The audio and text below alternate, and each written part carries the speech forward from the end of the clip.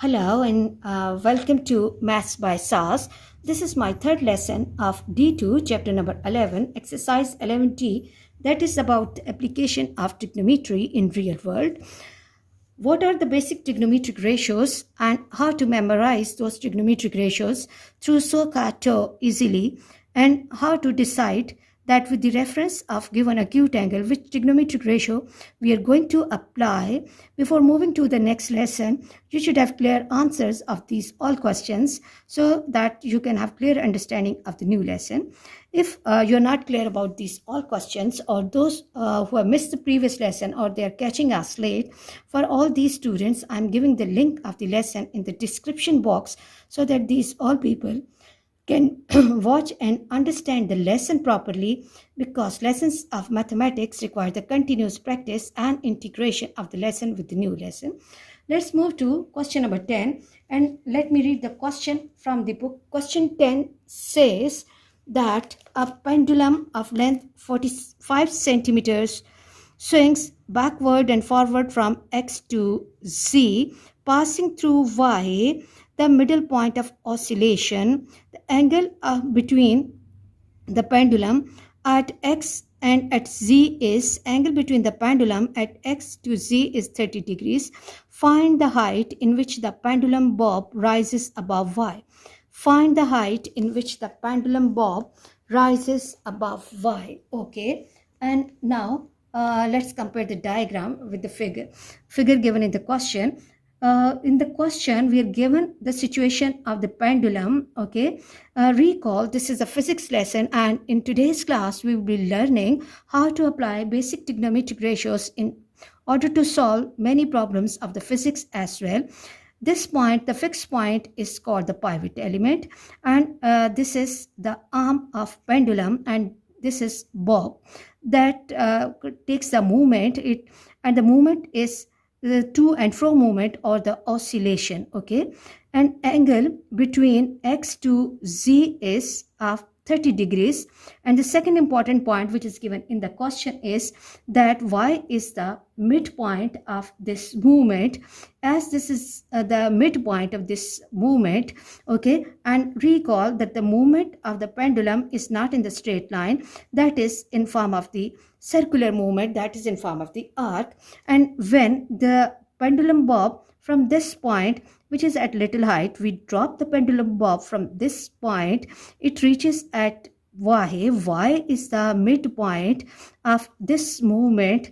So we can see that this is the point which is little below this point X. Here it attains the maximum height, and from this point it starts moving upward towards Z. Okay, now due to this Y, because Y is the midpoint of this oscillation, angle which is 30 degree, total angle given 30 degree here, will be divided in two parts, 15 degree towards this side and 15 degree towards this side. Now the requirement of the question is find the height in which the pendulum bob rises above Y. Rises above Y, it means that here the pendulum bob is little higher than this Y, and we have to find that height. So let's mark the statement first. Let the height in which the pendulum bob in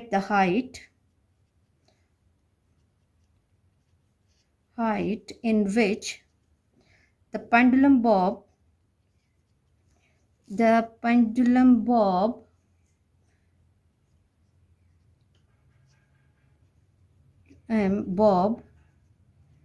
rises above Y is 8 centimeters. Okay, now we as we know, the concept that we are doing needs the application of right angle triangle. So it means we need to create a right angle triangle here. So let me draw the right angle triangle so that my students can understand it easily and clearly. Okay, let me use pen so that it's more visible. Let's give name O to this fixed point, and this is the position of Y. And then what we have to do, from y, it's going little up. It's going little up. So what we can do is, here the point which we need to understand is that at what point we will have the 90-degree angle, and at what point we will have the height. Okay. Now look, here we have to draw the vertical line, and as from this point bob is rising up, this total length is 45. So as the bob has rise h meter above y, h meters above y, so this side will become 45 minus h. I hope you are clear. This is the point of focus, that from this point the ball has started moving little upward. Okay, so this point will become closer to this fixed point, so there will be little less height at this point. So if the total length of this string is 45, this side will be 45 minus h, and this is your 45, and let me make it some other point. Let it be z. Okay, z is rising little up. Now what we have to do, that this angle is 15 degrees.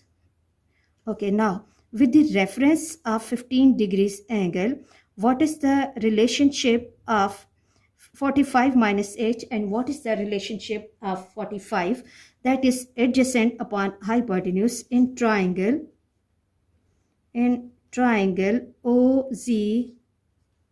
OZY. Cos 15 degrees equals to adjacent 45 minus h upon 45. 45 minus h, cos 15 gives me 0.9659 9659 equals to 45 minus h upon 45.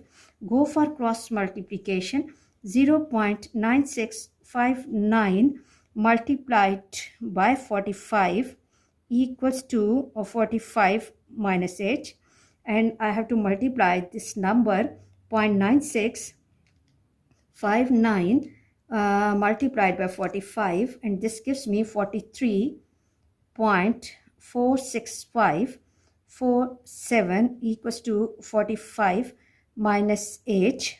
Okay, and now what we have to do is shift this 45 to other side. 43.47 minus 45 equals to minus h, minus 43.47 minus 45, and this is minus 1.53 equals to minus h, as h is the height. And second thing is that both sides are containing negative signs, so we can cancel this, or h equals to 1.53 and centimeters.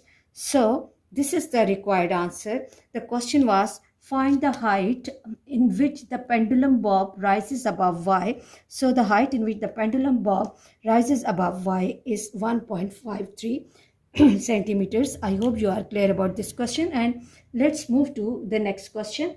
And let me read the question from the book. Question 11 says that when a ladder leans against the top edge of the window of the building, it forms an angle of 55 degrees with the ground.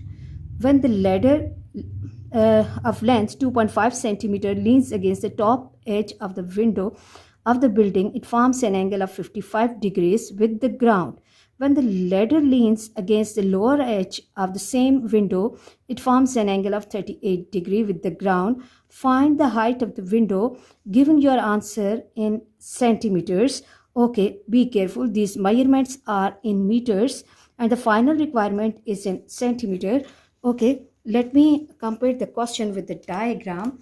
Question says when the ladder of length 2.5 meters, so this is 2.5 meters, this is the length of ladder, okay, leans against the top edge. Okay, this is the top edge of the window and this is the bottom edge of the window.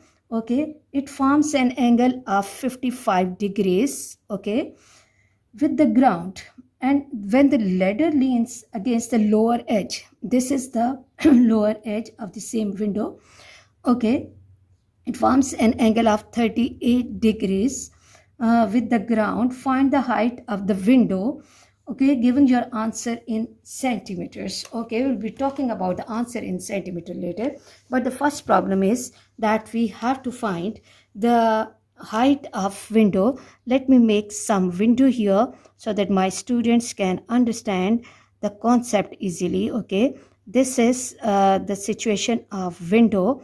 Okay, and now look how to find the height of this window.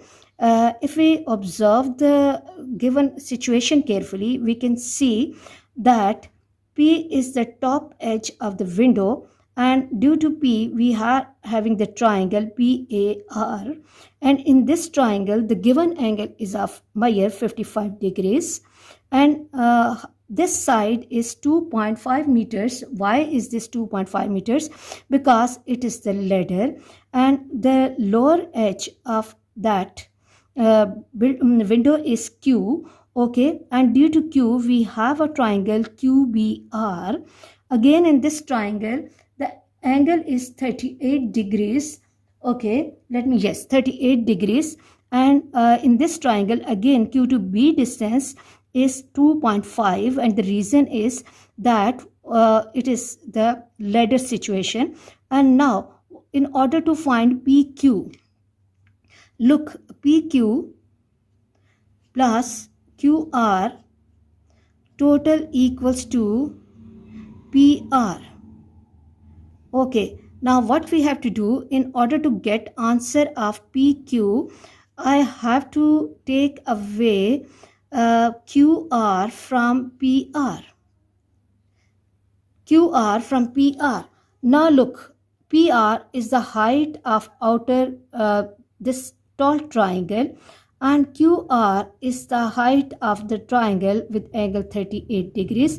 First of all, we have to find these two values, and then we are going to find PQ, which is the height of window. So let's move to the solution of the question.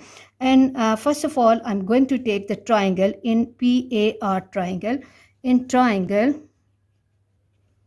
PAR, PA and R. So let me draw the figure here so that my students can understand the whole working easily. All efforts are to facilitate by students in the crucial period of the third wave of COVID-19, those who are not coming to the schools, in order to facilitate my students and to give the idea that nobody can stop learning, and learning is a continuous process. Okay, I'm making the triangle PRA, P, and this is R, and this is A, and this is 55 degrees angle, and this is 2.5. Why this is 2.5? Because this is the situation of ladder. This will remain same. Okay, now in order to find P to R, opposite upon hypotenuse, okay, then sine 55 degrees, sine 55 degrees equals to opposite PR upon 2.5, and now sine 55 degrees gives me 0.8191592 equals to PR upon 2.5. Now 0.8192 multiplied by 2.5 equals to PR. And now what I have to do, 0.8192 multiplied by 2.5, and this gives me 2.048 equals to PR. Or as we have to give our answer PR nearest to 3 significant figures, so my answer will be 2.05 and meters. And let me underline this answer so that my students can see this answer carefully. And coming to the next requirement that PR is calculated. Now we have to find the length QR, and in order to find QR, what I will be doing, I will be taking the triangle QRB triangle. Okay, let me make the triangle quickly. QR and B, and in this triangle, angle B is 38 degrees, and this is Q, this is R, and this is again 2.5. Okay, now again we have to find QR side with the reference of 38 degrees, opposite and hypotenuse. Again, I have to apply sine in triangle BQR,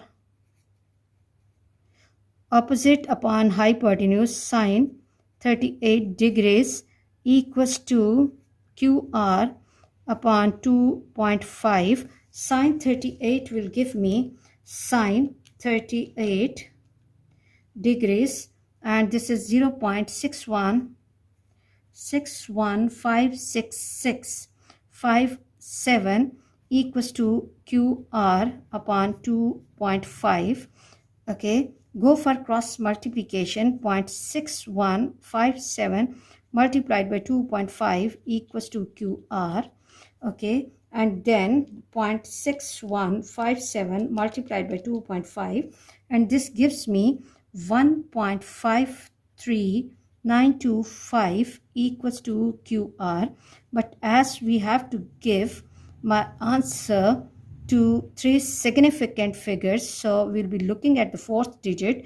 This is 9, this is more than 5, so I will be dropping this digit and I'll be adding 1 to the previous, so it will be equal to 1.54 and meters.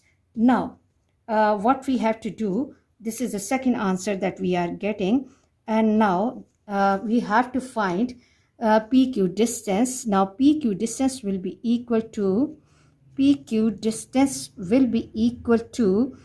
to R.